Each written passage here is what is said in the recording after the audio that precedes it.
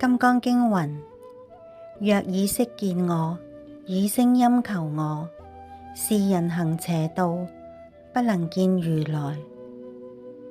四相嘅根源係在於我哋對我嘅執着。要破除四相，首先要睇清呢一個我嘅本質。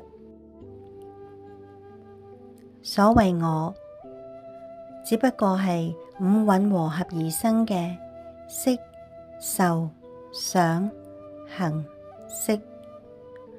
我哋身體由地水火風四種元素組成，感受如浮雲般來去，思想如流水般變幻，行識如風般無定，意識如電光般剎那生滅。喺呢一個瞬息萬變、因緣和合中，邊一度有一個固定不變嘅我？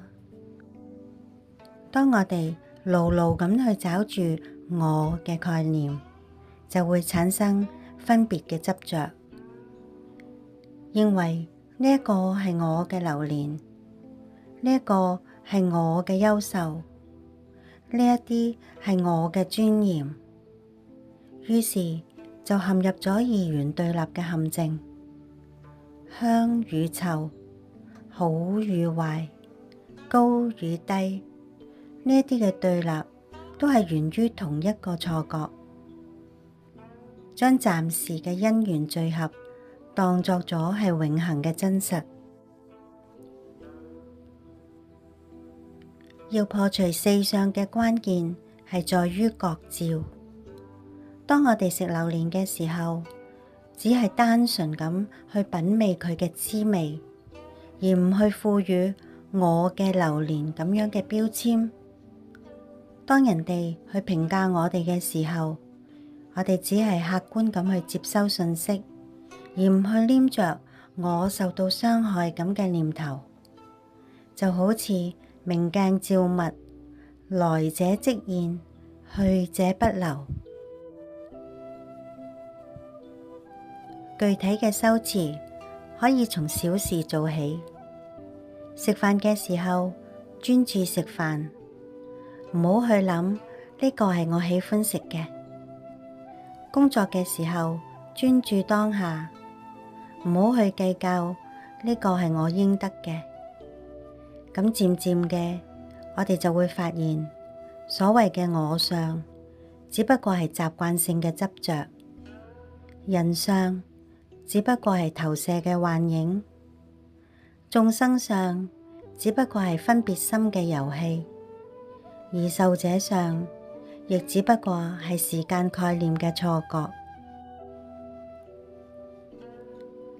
當我哋唔再固守我嘅立場，就能夠以更開闊嘅視覺去看待一切。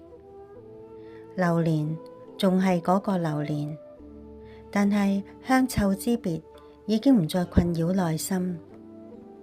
人際關係依然複雜，但係貴賤高低已經唔再束縛我哋嘅心靈。呢個時候，我哋先至能夠真正咁體會到應無所住而生其心嘅真義，唔執住任何嘅相，但係能夠以清淨嘅心應對萬相。修行係一個漸進嘅過程，不必強求立即就能夠到達無上嘅境界。重要嘅係保持嗰一份覺知，喺每一個起心動念處觀察四相嘅生起，然後輕輕放下。日久功深，自然能夠體會到凡所有相皆是虛妄嘅心意，活得更加自在從容。